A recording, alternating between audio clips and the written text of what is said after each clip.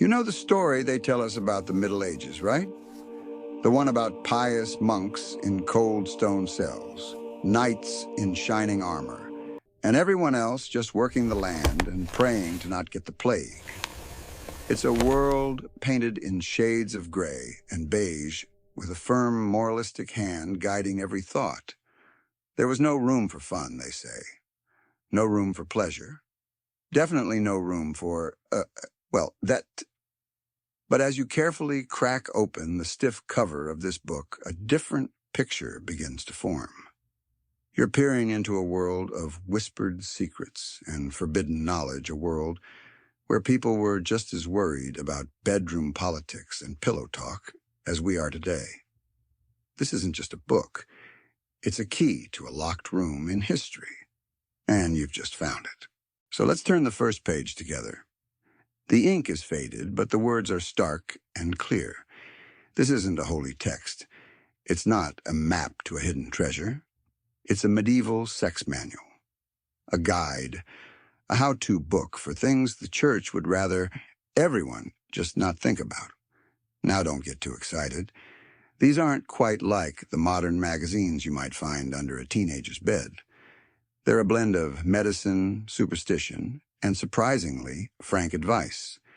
They're a product of a world that was navigating its way through a very confusing mix of strict religious doctrine and the very powerful, very human urge to connect.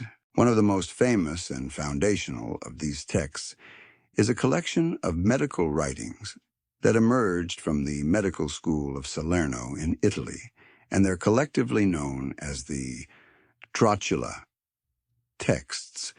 This isn't some fringe pamphlet you'd find in a back alley. These were mainstream in their own way, shaping medical thought for centuries.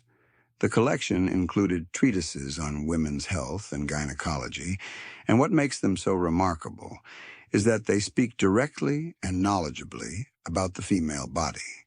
They cover everything from menstruation and childbirth to cosmetics and fertility. They treat women not just as vessels for procreation, but as complex beings with their own unique medical needs.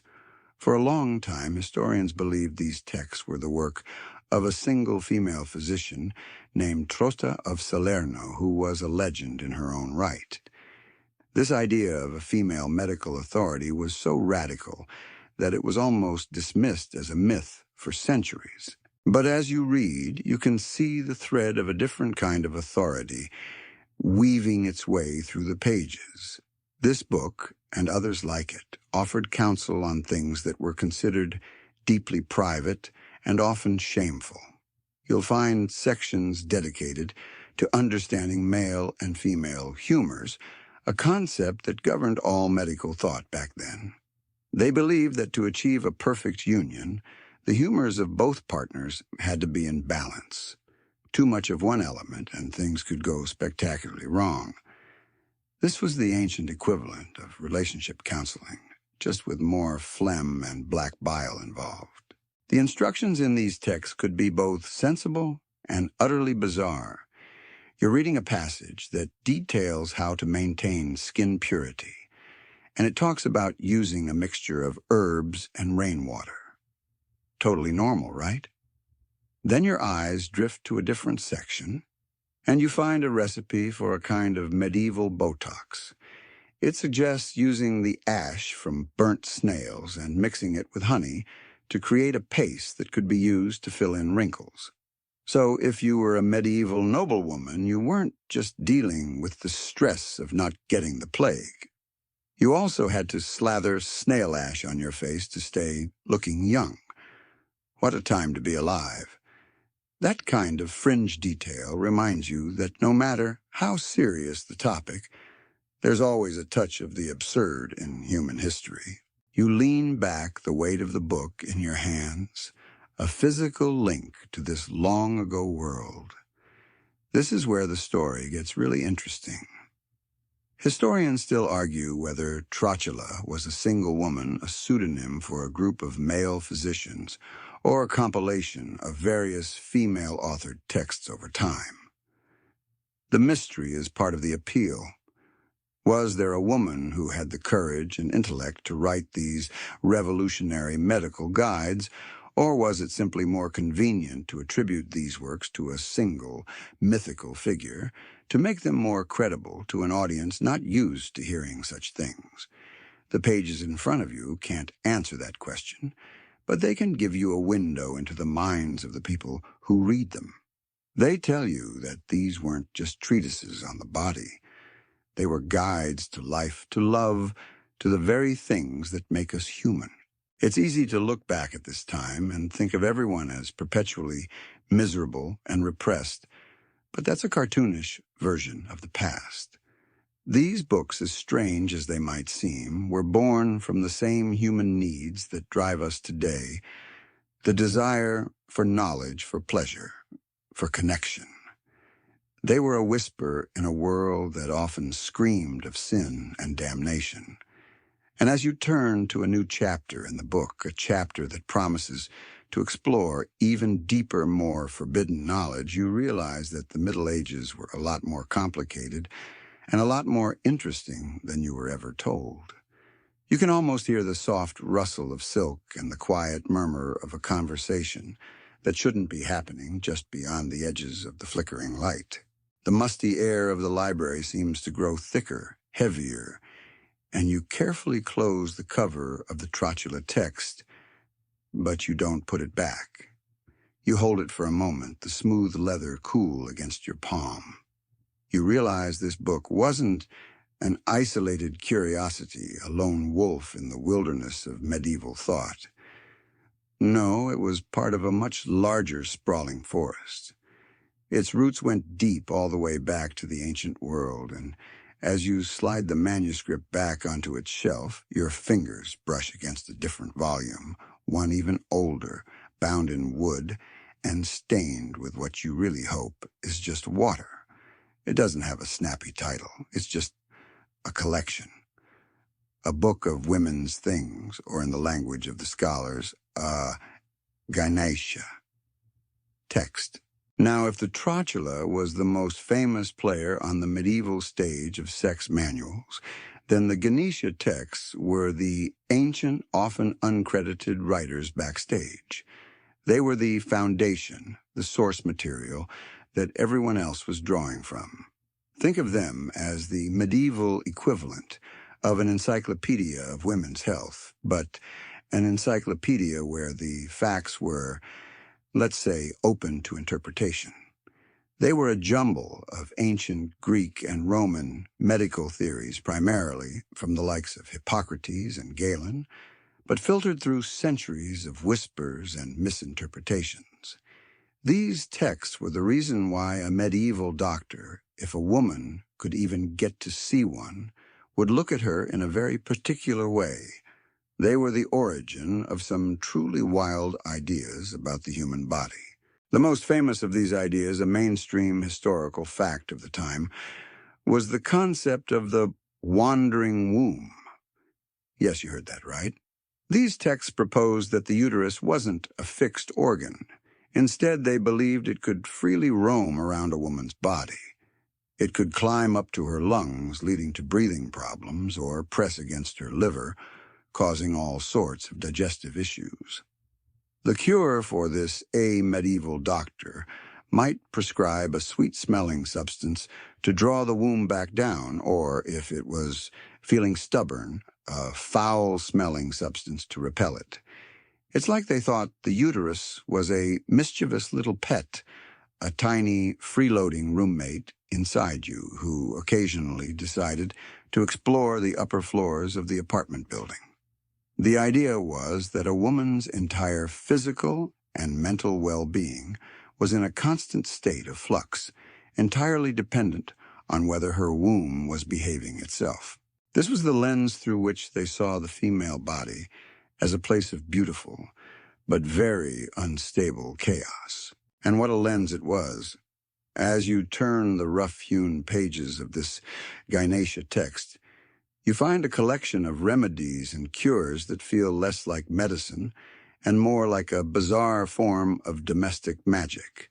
You're reading about a test for pregnancy, A quirky tidbit that a modern medical professional would politely describe as imaginative. The text suggests that to find out if a woman is pregnant, you should give her a concoction of beer and a ground-up leek to drink before she goes to bed. If she experiences a pain or bloating in her stomach, then she is pregnant. If not, well, she just had a very strange drink and a terrible night's sleep. I guess that's one way to ruin a perfectly good pint of ale, right? It was this strange mix of the plausible, the use of certain herbs, and the preposterous the beer and leak test that made up the bulk of these medieval medical guides. Now, who wrote all this? That's where things get complicated. These Ganesha texts were often attributed to famous male physicians of antiquity to give them weight and authority in a patriarchal society. But as you read between the lines, you can almost hear a different voice. You can see evidence of a kind of practical knowledge that feels more hands-on, more intimate. Historians still argue whether the medical knowledge found in these Ganesha texts was primarily passed down orally through female healers and midwives before being codified by male scholars, or if it was an exclusively scholarly male-led endeavor. It's a compelling puzzle. Was this a genuine attempt by a male-dominated medical establishment to understand the mysteries of the female body? Or were they simply scribbling down the wisdom of women they had often dismissed as mere folk healers? It's the kind of question that doesn't have a satisfying answer, but it tells you a lot about the push and pull of power, knowledge, and gender in the Middle Ages. The truth is, these Ganesha texts weren't really about sex as we think of it today. They were about the body. They were about fertility, procreation, and the challenges of being a woman in a world where your every function was a subject of fascination and concern, and where the prevailing theories were, to put it mildly, a little shaky. They represent the first stumbling steps toward a medical understanding of women, even if those steps led down some truly weird alleyways. But they also set the stage for something new. Because while these dusty volumes were being copied and recopied in monasteries across Europe, a new kind of knowledge was flourishing somewhere else entirely. A different world, one with different ideas and a more refined science, was preparing to send its own books, its own treatises across the sea to change everything. And that's where we go next. You can almost feel the chill of the old Ganesha text fading from your fingertips as you reach for the next manuscript. This one feels different. The parchment is finer, the binding a different kind of worn. This isn't a book born in the cold stone of a European monastery. It's a traveler. It's a book from a place where the sun was hotter, the spices more fragrant, and the library so vast you could get lost for a week and still not find your way out. You're holding a text that's part of a great intellectual migration, a wave of knowledge that swept from the East and washed up on the shores of medieval Europe, while the Ganesha texts we just looked at were shuffling around older Greek ideas like a tired deck of cards. A different world was on fire with new thought. This was the Islamic Golden Age, a period that flourished from the 8th to the 14th centuries. While Europe was busy with crusades and chivalry, cities like Baghdad, Damascus, and later Cordoba in Spain were home to bustling centers of learning. Scholars weren't just preserving old texts. They were building on them, innovating, and creating entirely new fields of science, medicine, and philosophy. This intellectual explosion included a surprisingly open and sophisticated approach to understanding human relationships and sexuality. These were treatises that went far beyond the simple mechanics of procreation. The key to this knowledge transfer was a massive organized effort of translation. This is a mainstream historical fact that's easy to miss. Centers like Toledo in Spain, which was a crossroads of Christian, Jewish, and Muslim cultures, became a translation hub. Christian scholars eager to learn from the more advanced Arabic texts on subjects like astronomy and mathematics began to translate everything they could get their hands on into Latin. And nestled amongst the works on celestial mechanics and algebra were books on medicine, including texts that delved into human intimacy with a frankness that would have made a European monk blush. They spoke of the importance of mutual pleasure, of the emotional and psychological aspects of a successful marriage, and even offered detailed advice on technique. One of the most famous examples of this kind of writing is The Perfumed Garden of Sensual Delight, a text that was, shall we say, a bit more direct than the Ganesha's treatise on leeks and beer. These Arabic works were different because they weren't shackled by the same rigid asceticism of medieval European Christianity. They saw sex not just as a necessary evil for procreation, but as a gift from God, a source of pleasure and connection that was vital for a healthy marriage. They were a complete manual for intimacy.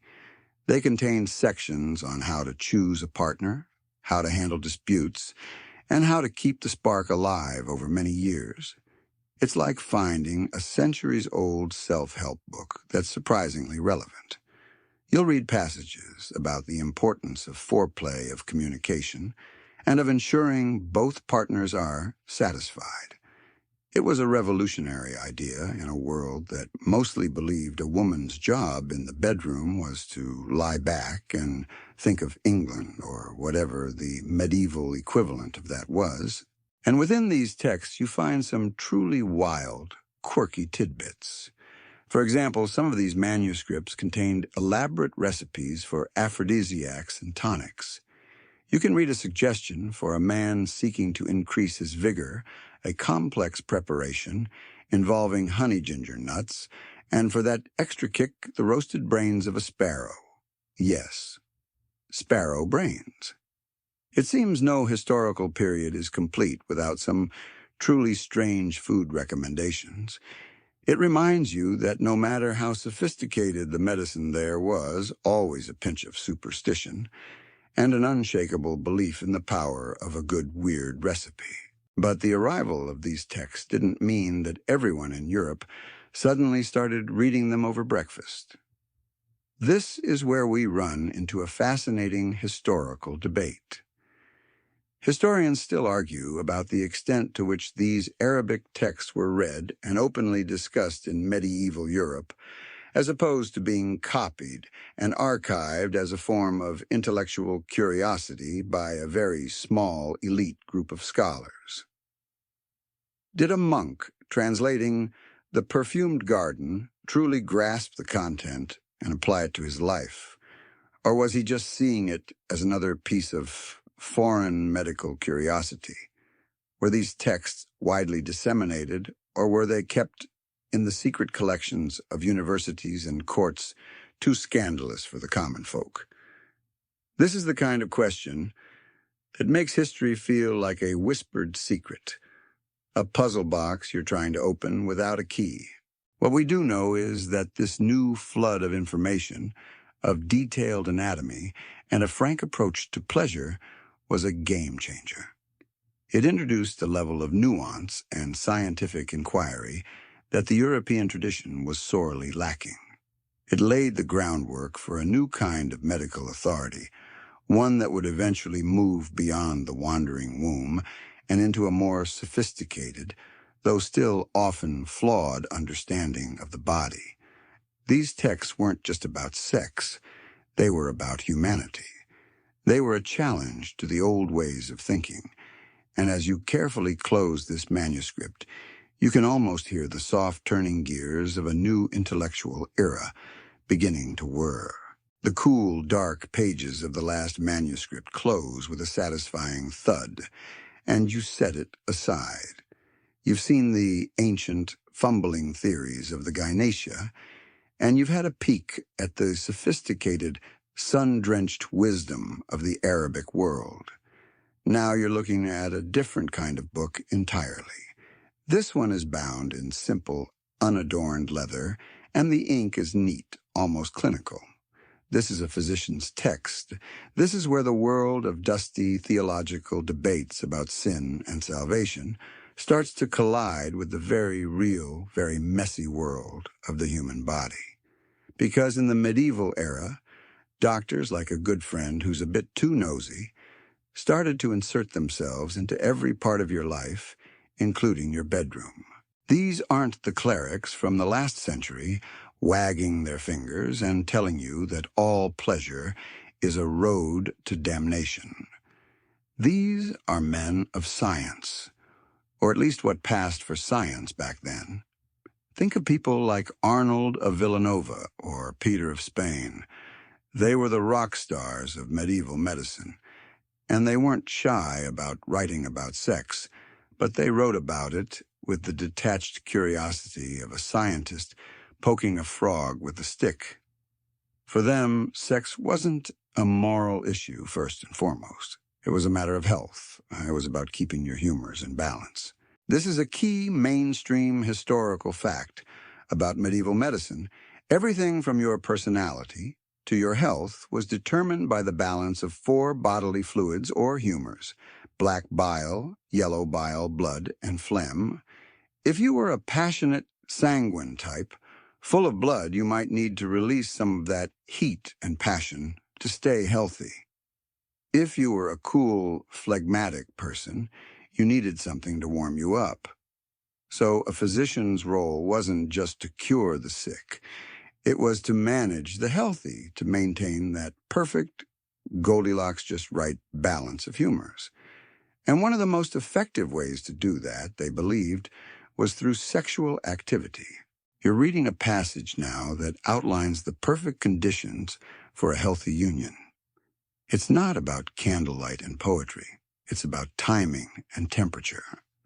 The doctor's advice is clear: don't do it on an empty stomach or a too full one. The body, you see, needs to be well fed but not bloated. They suggested that the most opportune time was after a light meal, when the body was at its most relaxed and moderate. It was a prescription, a treatment plan. For them, sex was a natural function, a release of superfluous humors that, if left to build up, could cause all manner of ailments from irritability and melancholy to outright disease. It's a very different worldview than one focused entirely on sin. It's almost like they were giving you a hall pass, a doctor's note that said, yes, you must do this for your health. And within these very serious scholarly texts, you find some truly quirky tidbits, a sign that the line between medicine and folk belief was still a bit blurry. There's a recipe for a tonic meant to increase a man's potency, a sort of medieval Viagra. The doctor's recommendation: a broth made from a freshly plucked rooster's comb mixed with honey and spices. The comb of a rooster, with its rich red color and powerful symbolism, was thought to be packed with a kind of virile energy. It feels less like a medical treatment and more like a symbolic ritual, a moment where the scientific mind of the doctor gives way to the powerful ancient pull of superstition. And you can't help but wonder if anyone actually tried this. Could you imagine going to your physician and he just stares at you with a completely serious face and says, "Sir, your problem requires rooster comb." So here's the big question that historians still debate, and you can see the two sides of it in the pages of this book. Historians still argue whether medieval physicians were subversively challenging the Church's ascetic views on sexuality through their medical treatises, or if they were simply trying to find a medical rationale to fit within the existing religious framework. Were they rebels using the language of science to carve out a space for human pleasure? Or were they just good at their job, finding a physiological explanation for something that was happening anyway, and then telling people that it was good for them? The truth is, probably somewhere in the middle, a beautiful collision of intellectual curiosity and very practical human need. This medical approach to sexuality was a vital stepping stone. It took the subject out of the exclusive domain of the priest and placed it, at least in part, into the hands of the physician. It started the slow, unsteady march toward a more secular, scientific understanding of the body and its desires. It was a small but profound shift, the first crack in the rigid moral walls that had enclosed the subject for centuries. But even as these doctors were talking about humors and rooster combs, another world was being created, one that was far more romantic, far more emotional, and one where the rules of love were being written, not by doctors, but by poets and nobles in the luxurious courts of Europe. And that's where we're going next. You feel the cold, logical detachment of the doctor's manuscript slipping away as you reach for the next book, a volume bound in silk and stamped with a silver coat of arms. The air around you seems to shift, growing warmer and perfumed with the scent of lilies and old wine. We've left the monastery and the physician's study far behind. You are now walking the polished marble floors of a great castle, the clatter of silverware and the murmur of conversation echoing in the vast tapestried halls. You are in the world of courtly love, and this book in your hand is its rule book. This is a world that has nothing to do with humors or rooster combs. This is a world built on emotion, on longing, on a very specific kind of romantic torment. Courtly love was a fascinating and often bizarre game played by the highest echelons of medieval society. It was a highly stylized and often non-sexual relationship between a knight and a high-born lady who was almost always married to someone else. This is a crucial, mainstream historical fact. True idealized love, according to the doctrine of courtly love, could only exist outside of marriage, which was viewed as a cold political arrangement for power and property. The ultimate text on this subject, the one you're holding, is a work by a 12th century French author named Andreas Capellanus called De Amore, or The Art of Courtly Love. This wasn't some whispered, unwritten tradition. It was a bona fide guidebook. It laid out the rules, the etiquette, and the very specific steps one must follow to be a successful courtly lover. And they were a lot. The knight would pledge his service and devotion to a lady who was his social superior. He would perform great deeds in her name, wear her favor in battle, and write poetry about her beauty and his undying devotion. He was her vassal, and she was his feudal lord in a way. His love was meant to be a secret, a private affair that could never be publicly consummated, because the moment it was, the purity of the love would be lost. You're reading through some of the rules that Capellanus lays out, and they're delightfully unhinged. Rule number 1, marriage is no excuse for not loving. Okay, that's a pretty bold starting point. Rule number 2, he who is not jealous cannot love. Rule number 3, no one can be bound by two loves. The list goes on, a full 31 points that are more like a checklist for a highly specific emotional obstacle course. It's almost like a medieval dating app with very high maintenance settings. You could never be a slob, a coward, or a bore.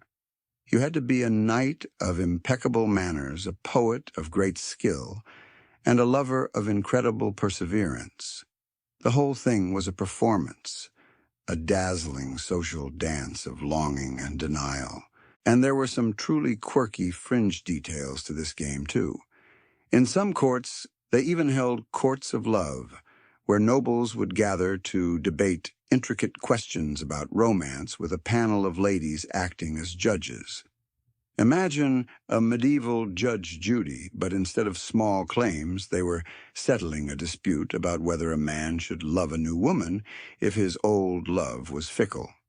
One of these famous debates concluded that love can suddenly be lost, and that a true lover eats and sleeps very little. It's an oddly dramatic, almost melodramatic way of dealing with the simple fact of heartbreak. It all feels a little bit like a very elaborate, very beautiful fantasy, and you're starting to see why some people might have wanted to write a book about it. This whole theatrical performance, this artifice of courtly love, is a fascinating puzzle for us today, and it leads to a great unresolved question. Historians still argue whether courtly love was a purely literary convention for poets and an elite pastime, or if it genuinely influenced the romantic behaviors of the nobility in the medieval courts. Did nobles really live out these dramatic, poetic lives, or was it just a game they played with words, a way to pass the time and show off their good breeding? Was this a genuine attempt to elevate the status of women and refine manners, or was it just a beautifully packaged excuse for adultery? You can find examples of both, and the truth, as always, is probably a mix of the two. What's clear is that this era gave us our first glimpse into a world where love wasn't just a means to an end, a way to secure a lineage or a political alliance. It was an end in itself. It was an art, a game, a performance. It was a celebration of longing, a glorification of the unattainable. But even as the poets were writing their ballads and the knights were suffering for their ladies, another very different kind of book was being written. A book that took all the emotional longing and poetic beauty of courtly love and married it to a much more explicit, much more practical guide to physical intimacy. It took the idea of desire and put it on paper in a way that was both shocking and revolutionary for its time. And that's what we're going to be looking for next. The silk binding of the courtly love manuscript feels flimsy now, all poetry and unrequited yearning.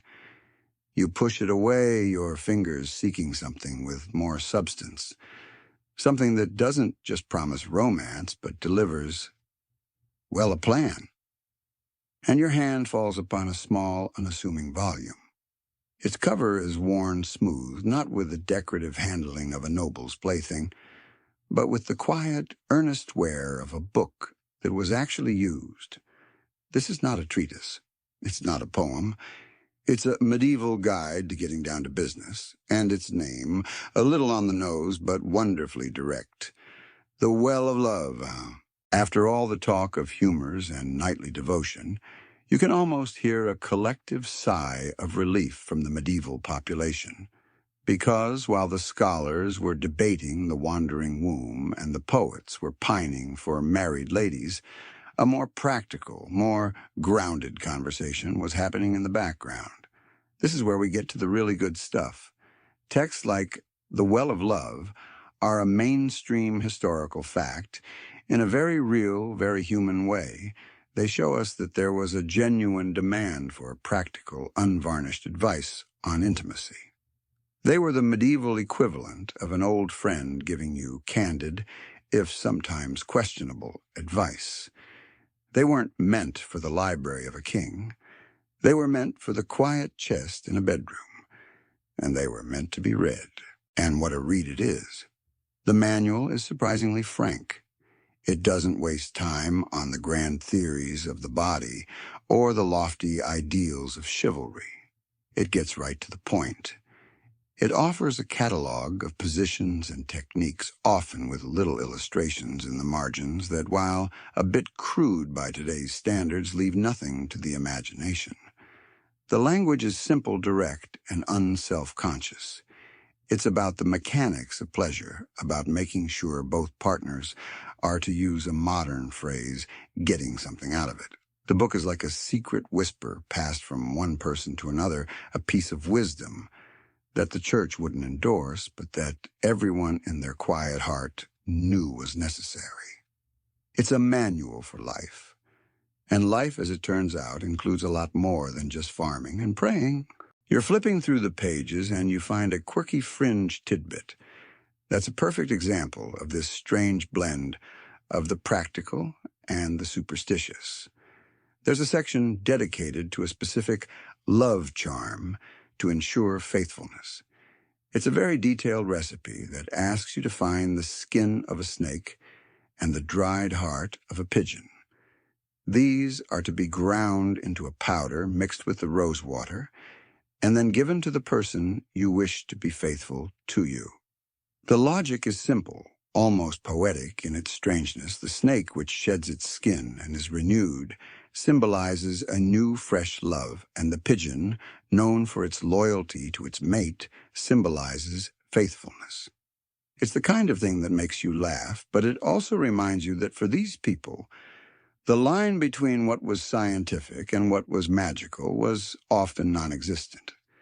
And if a little snake skin could guarantee a faithful husband, well, why not try it right? But who was this book really for? And how did a book this frank exist in such a conservative time?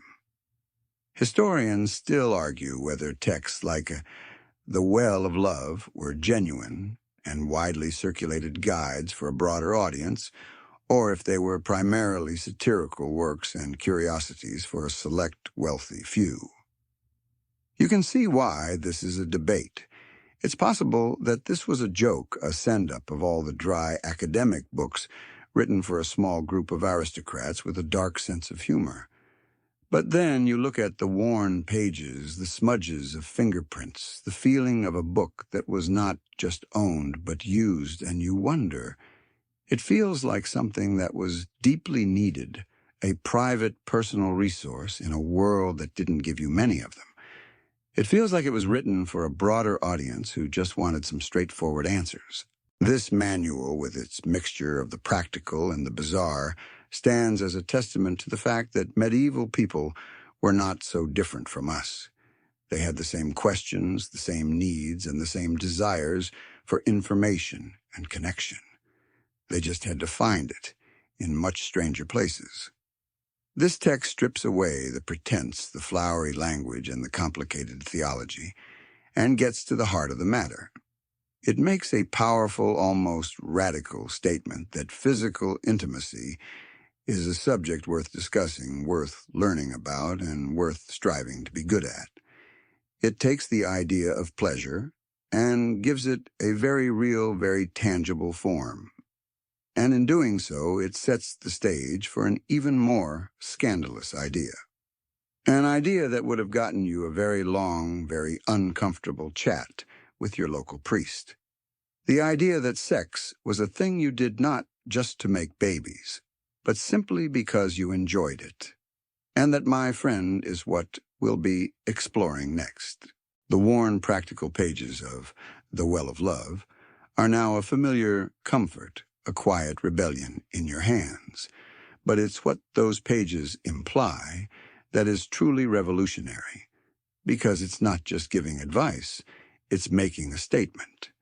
A statement that flies directly in the face of the most powerful institution in the medieval world, the church. We've talked about the mechanics of intimacy, but now we must confront the moral high ground.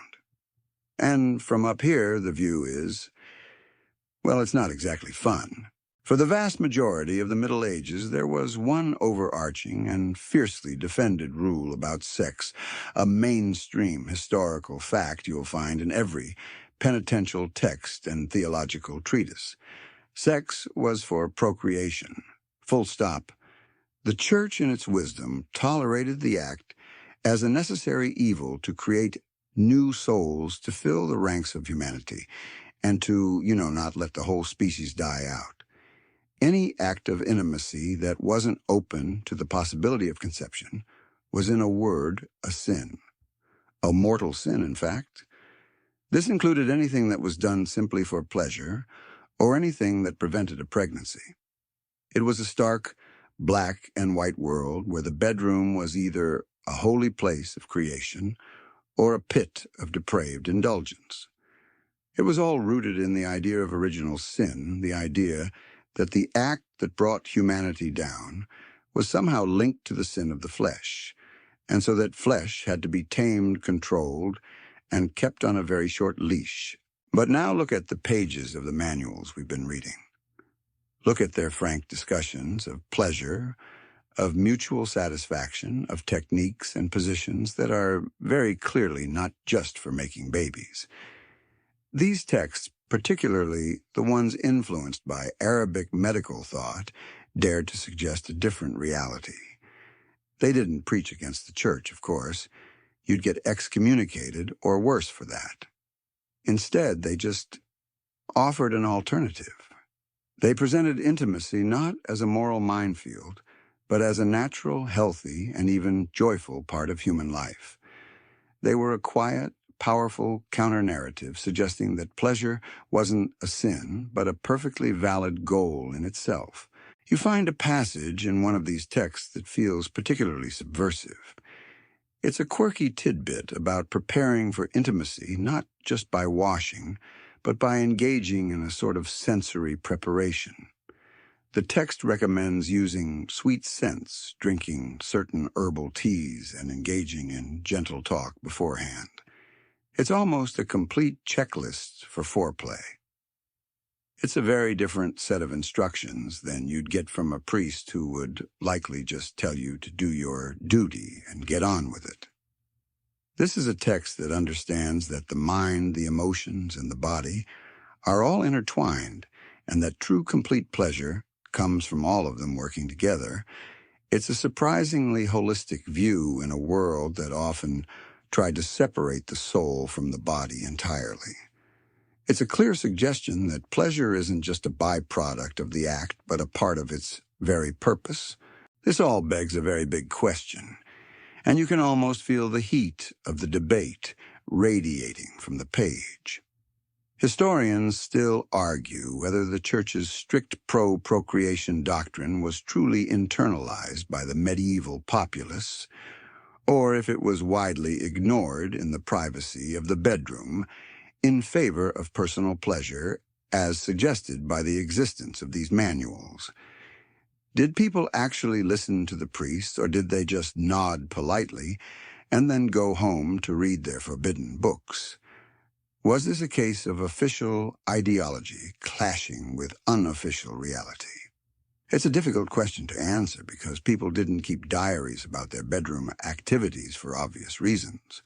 But the existence of a whole genre of books dedicated to the very things the Church condemned is a pretty powerful piece of evidence. It suggests that there was a deep and widespread human need for conversation that the Church just wasn't willing to have. So you see, these manuals are not just about what people did. They are about what people wanted. They are a window into the unspoken desires of a society that was supposedly constrained by piety. They show us that medieval people, in their quiet, private lives, were just as interested in love, pleasure, and emotional connection as we are. They were looking for a way to reconcile the very real, very human needs of the body with the very strict, very demanding rules of their faith. And in the pages of these books, they found a kind of freedom, a kind of permission to be human. They were a first step, a tentative, secret step toward a more complete understanding of intimacy, one that wasn't just about making new life, but about living a better one. And as we turn the page on this section, we'll see how that idea of pleasure starts to merge with the idea of health, creating a new kind of guide for sexual wellness. The pages of the last book are still warm from your touch, its clandestine wisdom, a quiet hum in your mind. But as you set it aside, you realize that the conversation has to go deeper. It's not just about pleasure, you see. It's about health. After all, what good is a desire for pleasure if the body isn't up to the task? And so you find yourself holding a different kind of book entirely. It's a medical manual, but one with a surprisingly explicit focus. It's a medieval guide to sexual wellness. It's the 14th century equivalent of a wellness blog, just with a lot more herbs and a lot less kale. For medieval people, a healthy sexual life wasn't just about feeling good. It was about being a healthy person, period. This is where the medical ideas we talked about earlier come back into play, but now with a much more focused lens. The mainstream historical fact is that medieval physicians, drawing on a mix of Greek, Roman, and Arabic traditions, saw sexual health as a direct reflection of a person's overall humoral balance. Everything from impotence and infertility to a lack of desire was diagnosed as an imbalance. For instance, if a man was suffering from a lack of vigor, it might be attributed to an excess of cold or phlegmatic humor. The fix wasn't an emotional one. It was a medical one. You didn't go to a counselor, you went to a doctor who would prescribe a remedy to heat things up. And what a menu of remedies they had. The manuals you're reading are filled with instructions for creating everything from tonics for virility to unguents for fertility. They are a treasure trove of earnest, if often bizarre, advice. For a man suffering from a lack of passion, the physician might suggest a diet rich in hot and moist foods like roasted squab, ginger, and figs. For a woman trying to conceive, the recommendations were often just as specific, involving certain spices and wines. The goal was always to bring the body back into a state of perfect harmonious balance where all the natural functions, including the procreative one, could flow without obstruction. It's a beautifully simple, if completely incorrect view of the human body. You're now reading a particularly strange and quirky tidbit, a remedy that feels like it's been lifted straight from a witch's spell book. It's a cure for impotence, and it recommends creating a small pouch out of a piece of silk. Into this pouch, you are to place the testicles of a rooster, a sprig of wild mint, and a single unblemished pearl. You must then wear this pouch around your waist, as close to the source of the problem as possible. The rooster, with its powerful symbolism of virility, the mint, with its perceived invigorating properties, and the pearl, for its rarity and beauty, were all meant to work in harmony to restore the man's natural heat. It's a perfect example of a remedy that is part medical, part magical, and all in all a bit ridiculous. This whole world of remedies and concoctions raises a fascinating question about the origin of this knowledge. Historians still argue about the true origins of many of the strange aphrodisiac and fertility remedies found in medieval texts, debating whether they were remnants of ancient magical beliefs or simply an extension of formal medical theory that relied on symbolic correspondence. Was the rooster's testicle used because doctors believed in its humoral properties or because farmers had believed in its magical properties for generations? Was the inclusion of a pearl a scientific recommendation or a vestige of ancient superstition? The manuals don't say, of course. They just present these remedies with a completely straight face, leaving us to wonder about the strange stew of science, magic, and common sense that made up medieval medicine. So you see, even in the most private and personal of matters, the medieval world was looking for a guide, a manual, a set of instructions. They wanted to know not just how to do something, but how to do it. Right?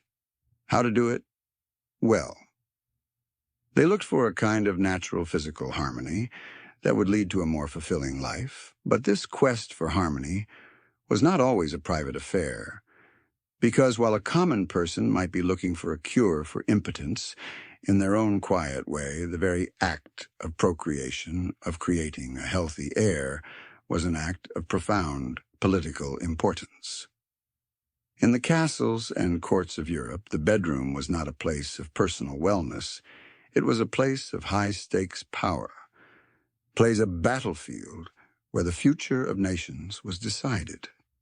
And that's what we're going to be looking at next. You've held books that whispered about pleasure and manuals that prescribed wellness. But as you close the last volume, you realize something profound.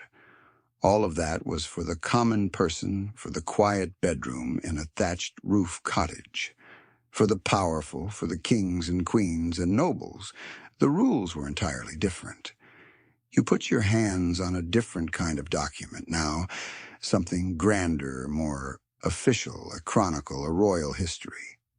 And as you turn its pages, the scent of fresh ink and gold leaf fills the air.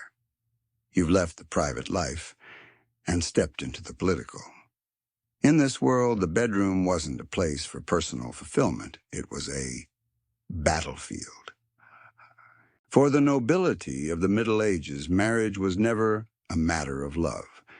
It was a matter of strategy, of borders and alliances, of land and legacy. This is a mainstream historical fact that shaped the lives of every royal. You're reading a passage that details the marriage of a young prince to a foreign princess, a union forged not by affection, but by a treaty. And the purpose of this union, to produce a legitimate heir, a son, to continue the dynastic line.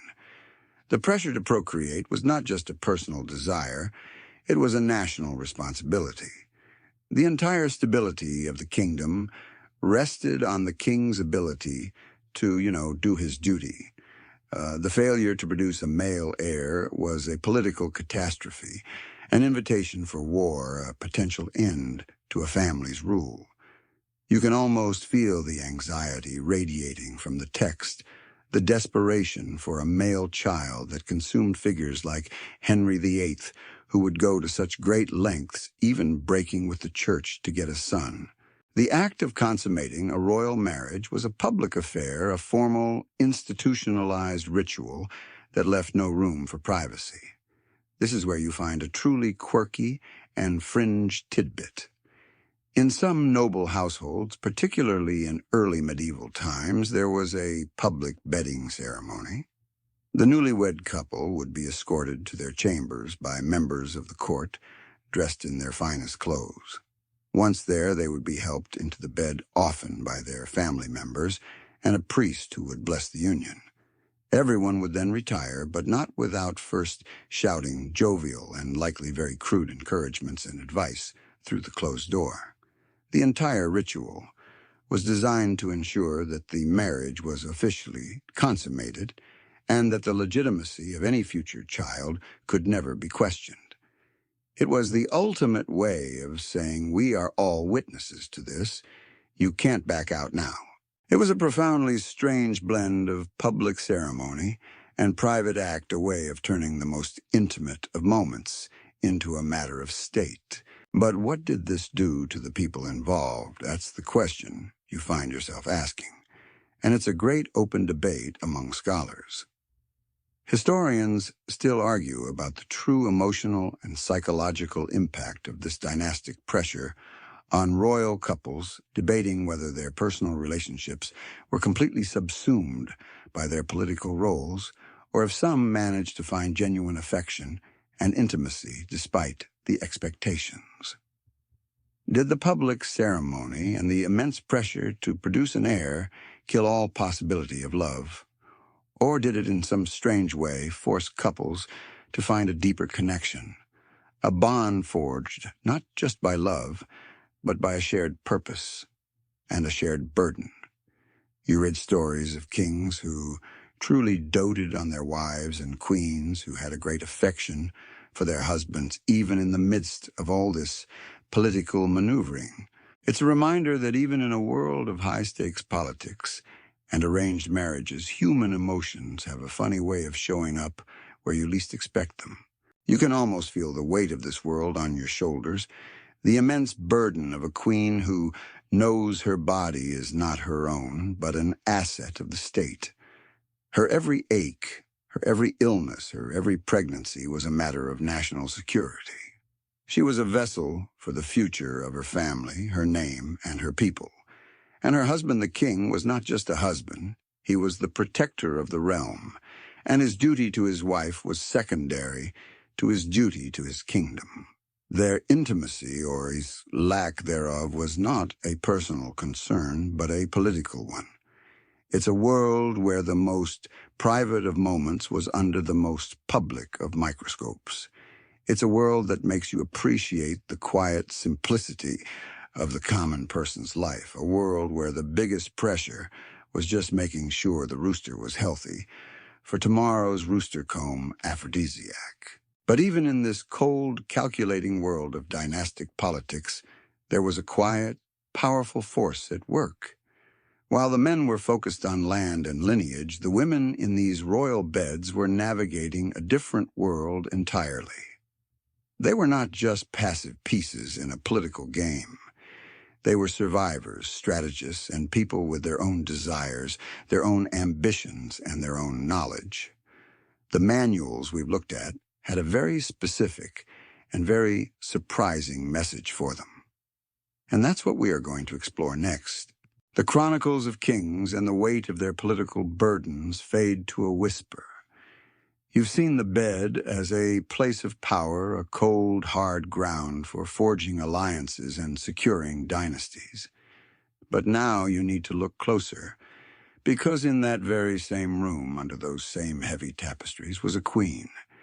She was not just a vessel for heirs, not just a pawn in a Game of Thrones.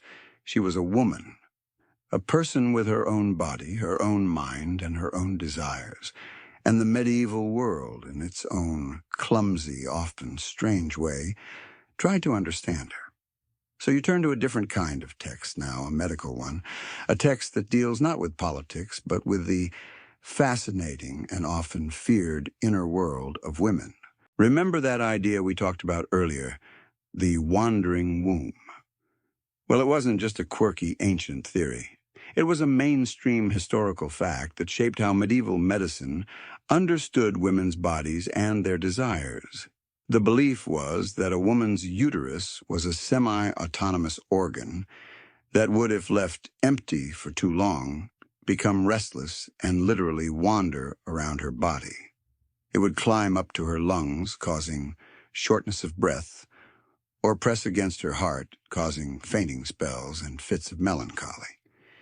This was the medieval diagnosis for a lack of sexual satisfaction. The cure, you guessed it. The texts we've been looking at are surprisingly clear on this. For a woman to be healthy, her womb needed to be fed. It needed to be, shall we say, content. This medical theory, as bizarre as it sounds, was a radical, if deeply flawed acknowledgement of female desire. The manuals we're now looking at, many of which were influenced by the ancient Gynaecia and later Arabic learning, explicitly state that a woman's pleasure was not just a bonus, it was a medical necessity.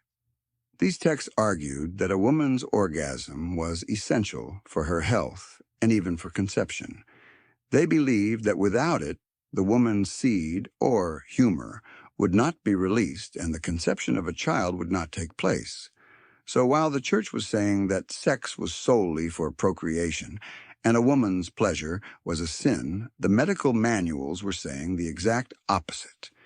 They were telling men in no uncertain terms that if they wanted to have a healthy child, they had a responsibility to ensure their wives were, well, happy. And so you find yourself reading through a truly quirky fringe tidbit, a piece of advice meant to ensure this very outcome. To help a woman's body reach its necessary climax for conception, one text recommends a particularly interesting ritual. It suggests that a husband after intimacy should not roll over and go to sleep. Instead, he should gently blow into his wife's ear, as this was thought to help quicken the seed and lead to conception. It's a beautifully strange, almost poetic piece of advice that you can't help but smile at. It's a perfect example of a world trying to understand something as complex as human biology, with the tools of observation, symbolism, and a healthy dose of hopeful superstition. But here's the real puzzle and the point of a great historical debate. Historians still argue about the true degree of agency and influence medieval women had over their own health and sexual lives, debating whether these manuals were genuinely empowering tools or simply another form of patriarchal control disguised as medical advice. On the one hand, a manual that demands a woman's pleasure as a medical necessity seems like a huge step forward. It gives her a voice, a kind of medical authority in the bedroom. On the other hand, was it a tool for true empowerment, or just a new way to ensure she performed her duty as a wife and mother? Was the wandering womb theory a way of saying, your dissatisfaction is valid, or was it a way of pathologizing her entirely, of saying, you are a broken thing that needs to be fixed, with a very specific male-led cure? It's a question that doesn't have a simple answer, a paradox that sits right at the heart of medieval sexuality. What is clear is that these manuals gave a voice, however strange and indirect, to the needs and desires of women in a world that often sought to silence them. They are a testament to the fact that even in a society governed by male authority, women found ways to exert a kind of power to have their needs, however misunderstood, heard. But while the doctors and their manuals were busy trying to understand the body, another more powerful authority was still talking about the soul. The church, in all its fire and brimstone, had a very different view of female desire, a view that saw it not as a matter of health, but as a matter of sin. And that is a conversation we are going to have next. The pages of the last manual feel like a warm conspiratorial whisper, a quiet rebellion against the world. But now you place it down and pick up something entirely different. This book is heavy bound in dark, austere leather, and its pages are filled with tight, unforgiving script. This is not a guide for wellness. This is not a manual for pleasure. This is a book of rules, a book of sins, a book of penance. You've just stepped out of the bedroom and into the confessional, and the air has gone from warm and fragrant to cold and solemn. This is the Church's view on intimacy, and it is a world away from the doctors and the poets we've been exploring. For medieval clerics, the central, mainstream historical fact about sex was simple. It was tainted by original sin, by the very act that brought humanity down from grace. And so, even within the holy bonds of marriage, the act of intimacy had to be tightly controlled. The Church didn't see sex as a source of pleasure or a matter of health. It saw it as a necessary evil, a regrettable but vital act to create new souls for God. Any act that didn't have procreation as its sole purpose was considered a sin. And to keep people on the straight and narrow, they created detailed catalogs of these sins known as penitentials. These were the priests' cheat sheets for confession, listing every possible sexual transgression and the corresponding penance, usually a period of fasting, prayer, or giving alms. It was a very systematic, very serious way of trying to police the most private of human behaviors. And the level of detail was, to put it mildly, exhaustive. You're reading through a list now, a catalog of forbidden acts that feels both utterly serious and comically specific. The penitentials dictated not just what you couldn't do, but when you couldn't do it. You were forbidden from having relations on Sundays, on the major feast days, during Lent, during Advent, during menstruation, and during pregnancy. It's a list that, if you followed it to the letter, would have left you with very little time to do anything at all. The very idea of excessive fondness for a spouse was even condemned, a quirky fringe tidbit that shows a deep suspicion of any pleasure that wasn't strictly necessary. It was a world where you could get into trouble with God just for enjoying yourself too much in a way that had nothing to do with making a baby. The entire enterprise feels like a very concerned, very detailed, and very awkward set of rules for a party no one was actually invited to. But here's the big question that you have to ask yourself when you read this stuff. Historians still argue whether the detailed and often bizarre rules found in medieval penitential manuals were widely known and strictly followed by the general populace, or if they were an aspirational ideal, known mostly to clerics and pious elites. Were these rules actually impacting the lives of medieval peasants and townspeople? Or were they more like a wish list for a world the church wanted to exist? Did a farmer after a hard day's work truly stop to consider if it was a feast day before retiring with his wife? Or did he just, go to bed? The reality is probably a mix of both. For some, a deep fear of sin likely made them very observant. For others, the rules were probably just a vague sense of guilt they carried around with them, a feeling that they were probably sinning in some way, but they weren't entirely sure how.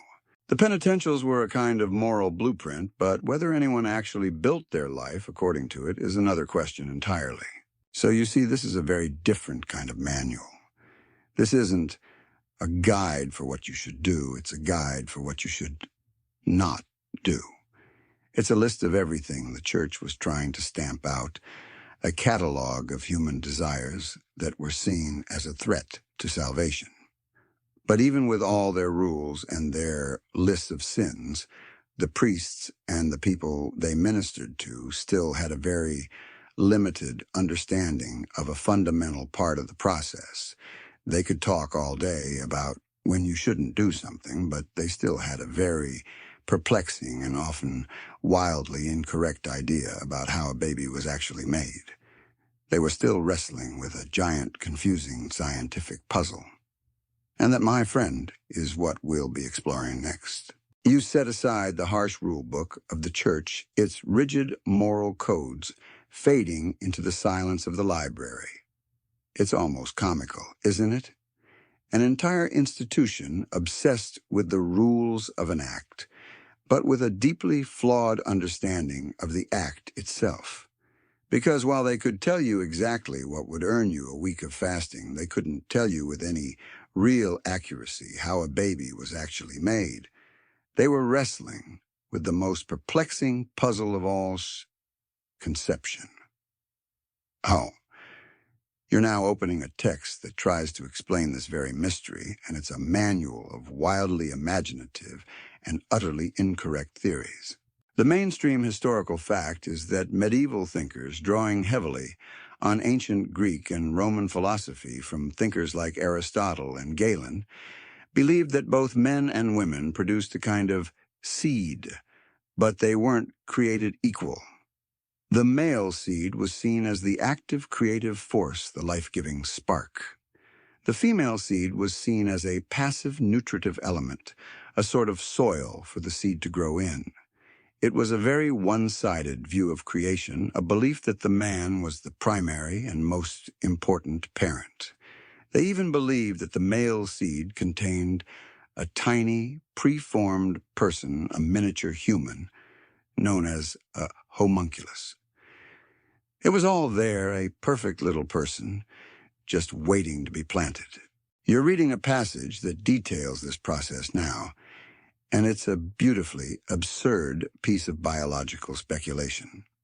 They believed that when a man's seed was released, the woman's body, in order to accept and nourish it, had to clench and grasp it. This is where that old idea of the wandering womb comes back into play, you see. They thought that a woman's pleasure, her own internal climax, was essential for this grasping to occur. If the woman was not satisfied, her womb would remain loose, and the seed would be unable to take root. So for these doctors, a woman's pleasure was a crucial and very mechanical part of the conception process, a way of ensuring that her body could perform its job as a biological incubator. It's like they were saying, you need to close the latch or the package won't be delivered. And with a lack of any real science, they turned to a kind of folk logic to try and figure out the unfigure-outable. You're reading a quirky fringe tidbit, now a piece of advice that seems to have been plucked from a child's game. It's a recommendation for a couple who is trying to have a son. The text suggests that after intimacy, the woman should lie down on her right side, as this was thought to be the side of the body that was associated with the male principle with strength and heat. To try for a girl, she was to lie on her left. It's a delightfully simple and utterly useless piece of advice, a reminder that in the absence of knowledge, people will invent their own. It's a perfect example of a world trying to impose order and control on something that was for them a complete mystery. But this raises a fascinating question about the gap between the scholars and the common folk. Historians still argue about the degree to which these elite scholarly theories of conception permeated the folk beliefs of the common people, debating whether peasants truly believed in a homunculus, or if they held to older, more practical and often simpler superstitions about fertility. Did a farmer in a distant village truly believe that a tiny person was packed inside his seed, or did he just have his own, perhaps equally strange ideas about what made his crops and his family grow? It's a difficult question to answer because the common people didn't write down their beliefs. They passed them down through whispers and songs, through rituals and traditions. What we do know is that this era, with its mix of wild theories and earnest speculation, was a world of profound mystery. The most fundamental act of human life, the creation of a new person, was a profound and unanswerable puzzle. And so the people, from the scholars to the peasants, looked for answers everywhere they could find them. They looked to the doctors, they looked to the philosophers, and when those people had no good answers, they turned to something else entirely. They turned to magic. They turned to superstition. They turned to the strange world of amulets, spells, and charms to try and make sense of the one thing that all their manuals couldn't seem to explain. And that, my friend, is where we go next. You've explored the worlds of scholarly theory and church doctrine, but you know as well as I do that life for the average person was never that simple. In a world of famine, disease, and infant mortality, where the doctor's theories were often just as strange as the priest's rules, people turned to something else entirely. They turned to the oldest and most powerful force in the world, magic. You can almost feel the presence of it in the air as you turn to a new part of our story, a part not written in Latin, but in the whispered traditions of the village. This is the world beyond the bedroom, a world of our sexual superstitions.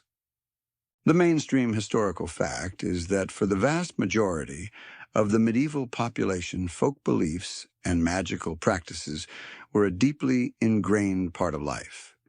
These weren't seen as conflicting with their Christian faith, but as existing alongside it.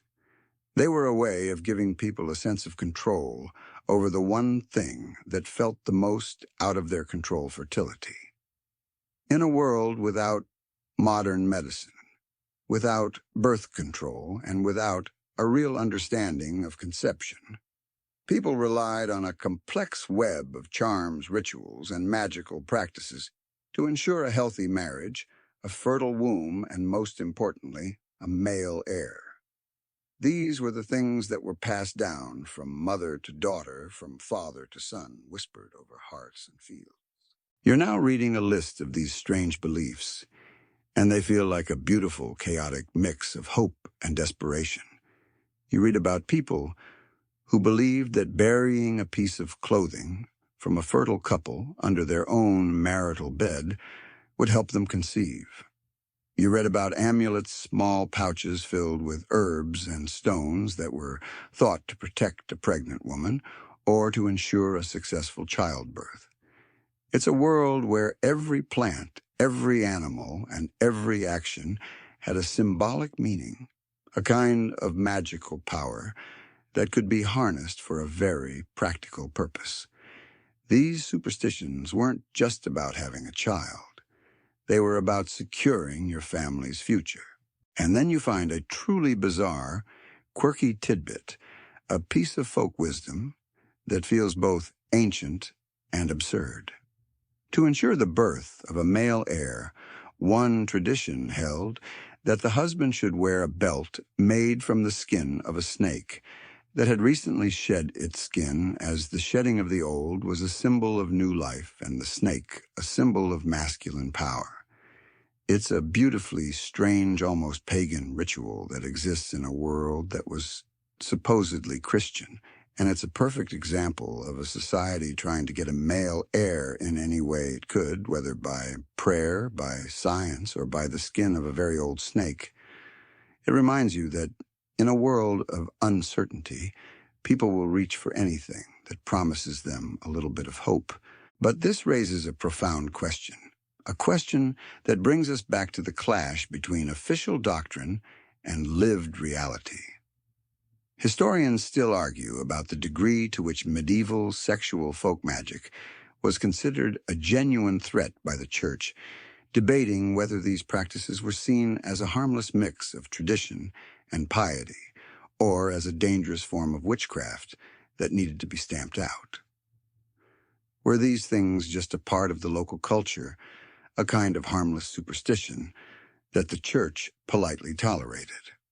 Or were they seen as a direct challenge to the Church's authority, a reliance on an unholy power instead of the divine? We know that as the medieval period progressed, the Church became more and more concerned with these kinds of practices, leading eventually to the great witch hunts of the Renaissance. It's a tragic reminder of what happens when a society's quiet, private beliefs are suddenly brought into the cold light of public scrutiny. So you see, these aren't manuals in the same way the others were. These were not books so much as they were whispers, a collection of traditions and beliefs that existed for generations. They are a testament to the fact that for the average person, the world was a magical, mysterious place, and you had to use whatever tools you could to navigate it. But this world of magic and superstition was about to be challenged by something new. As the medieval period began to wane, and as new ideas about science, religion, and the human body began to emerge, this old way of thinking, this whole strange world of manuals, from the medical to the magical, would begin to fade. It was the end of an era, and a new one was about to begin. And that is what we are going to explore next. The final echoes of the whispers and superstitions fade into the darkness of the library. You've journeyed through a world of old leather and secret inks, a world where doctors wrote about wandering wombs and priests scribbled lists of sins. But as you set down the last of these dusty manuscripts, you can feel the air shifting. It's no longer the heavy, still air of the Middle Ages. It's a new wind, and it smells of ink and industry. A new era is dawning, and this bizarre, chaotic world of sex manuals, in all its flawed glory, is about to come to a definitive end. This shift was driven by two monumental forces that would forever change the course of human history. The first, a mainstream historical fact, was the invention of the printing press by Johannes Gutenberg in the mid-15th century. Before this, every book you've been looking at was a one-of-a-kind original, copied by hand and often expensive and hard to come by. This meant that the knowledge in them was a kind of private, secret club. But the printing press changed everything. It made books cheaper, faster to produce, and more widely available. But with this increased availability came increased scrutiny. The printing press wasn't just a tool for making more books. It was a tool for standardizing knowledge and, just as importantly, for controlling it. The strange, unofficial, and often explicit advice we've been reading wasn't what was being mass-produced. What came off the press was more official, more sanitized, and more in line with the new moral order. The second monumental force was the Protestant Reformation, which began in the 16th century. For all its fire and brimstone, the Catholic Church was in some ways more flexible in its understanding of sex, at least in a theological sense. It had a whole category of sins to be absolved. The Protestants, however, had a different approach. They rejected the celibacy of the priesthood and elevated the status of marriage to a holy central institution. They saw the marital bed not as a site of potential sin, but as a place of holiness, a place where a virtuous couple could procreate and build a family. This new focus on the virtuous, godly home created a different kind of literature. The manuals we've been reading, with their frank discussions of pleasure for pleasure's sake, were now seen as a kind of depraved, old-world superstition. They were replaced by prescriptive morality plays and household manuals that instructed couples not on the mechanics of intimacy, but on the virtues of a pious, God-fearing home. You're reading from one of these new morality texts, and you find a truly quirky fringe tidbit that perfectly encapsulates the shift. Instead of a recipe for a rooster comb aphrodisiac, you find a detailed list of a husband's duties and a wife's, which are almost entirely separated. The husband's job is to work to provide and to lead with a firm hand. The wife's job is to manage the household, to be meek and to be chaste. The book includes a warning about the dangers of a wife who is too outspoken or too forward, a woman who is not modest in her dress and her demeanor. It's a complete reversal of the subtle, complex world of female agency and desire that we saw in some of the older manuals. The world, it seems, had swung back to a far more rigid and in its own way more restrictive moral order. But here's the tricky part, the unresolved debate that sits at the heart of this historical shift. Historians still argue whether the Protestant Reformation ultimately liberalized or further restricted attitudes towards sex, debating whether the emphasis on marriage as a holy union was genuinely empowering or simply a new form of control over both men and women. On the one hand, marriage was no longer seen as a second-class institution, and the idea of a wife as a true partner, at least in the eyes of God, was a new and powerful idea. But on the other hand, it also created an entirely new set of rules, a new kind of pressure, a new kind of morality that was just as rigid as the old one, and perhaps even more pervasive. It's a reminder that historical change is never simple, and a step forward in one area can often be a step back in another. So as we watch this era come to a close, you can see the old manuals, with their snakeskins and their wandering wombs being relegated to the back shelves of history. Their time has passed. The conversation has changed. The world is moving on to new ideas, new technologies, and new forms of social and moral control. But even as these old books gather dust, the questions they asked and the human needs they tried to address do not disappear. The search for pleasure, the quest for wellness, the struggle for agency, and the complex relationship between desire and power. These are all questions that will continue to echo through the centuries. And that, my friend, is the legacy of these books and the final chapter of our story. The wind outside has picked up a soft, rustling whisper against the window pane, and you can almost feel it carrying away the dust of the old manuscripts. The medieval era is behind us now, the printing press whirring and the reformers debating.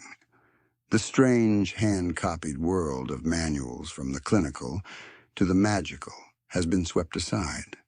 But as you sit here in the quiet glow of the fire, you realize something profound. The physical books may be gone, but their legacy remains. The true value of this journey wasn't just in what we read, but in what these books reveal about the people who wrote them and the people who read them. This is the story of echoes of the past. The most powerful legacy of these texts is this: they remind us that medieval people were not just faceless figures in history books. This is a mainstream historical fact that is easy to forget. We often picture them as a monolith, a society of pious peasants and brutal kings, but that's not the full picture. The manuals we've read from the philosophical to the explicit show us that they were wrestling with the same complex, messy questions that we are today. They were trying to understand their bodies. They were trying to find happiness and pleasure in their relationships. They were trying to navigate a world of conflicting advice from doctors, from priests, and from their own mothers and grandmothers. These books, however, strange they may seem to us now, are a rare window into the private, intimate lives of a society we often only see in a public political context. They are a testament to the fact that no matter the century, people are just people. And the echoes of these medieval thoughts can be heard in our own world. The medieval search for aphrodisiacs and fertility tonics, however bizarre, is not so different from our own modern fascination with supplements, wellness trends, and the constant search for a quick fix for our problems. The conflict between the doctors who saw pleasure as a matter of health and the priests who saw it as a matter of sin is a predecessor to our own modern debates between science and religion. We are still in our own way trying to find a balance between what our bodies want and what our morals and society tell us is right. The more things change, the more they stay the same, just with less talk of rooster combs and wandering wombs. You find one last quirky fringe tidbit in a stray, unbound page of a very late manuscript.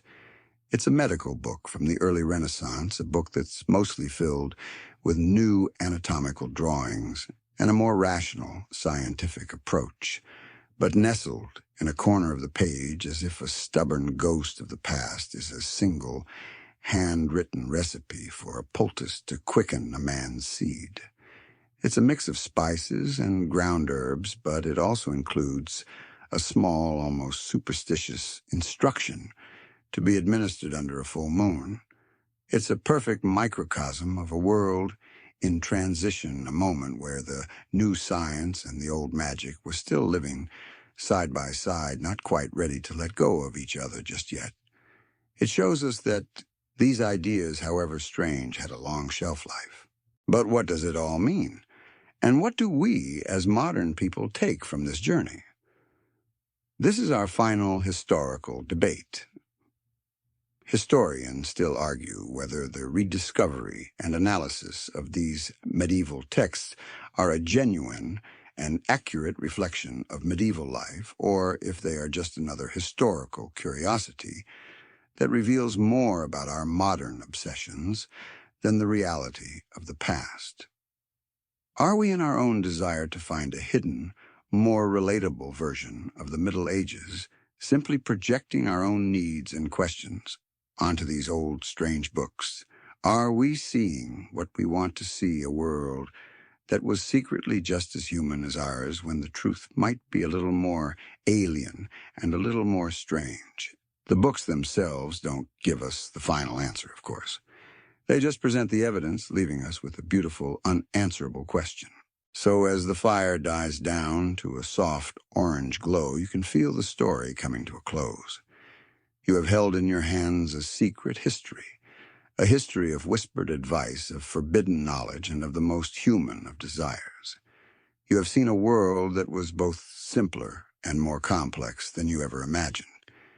And in the silence of the library, you realize that the real story wasn't in the pages of the books, but in the people who lived them.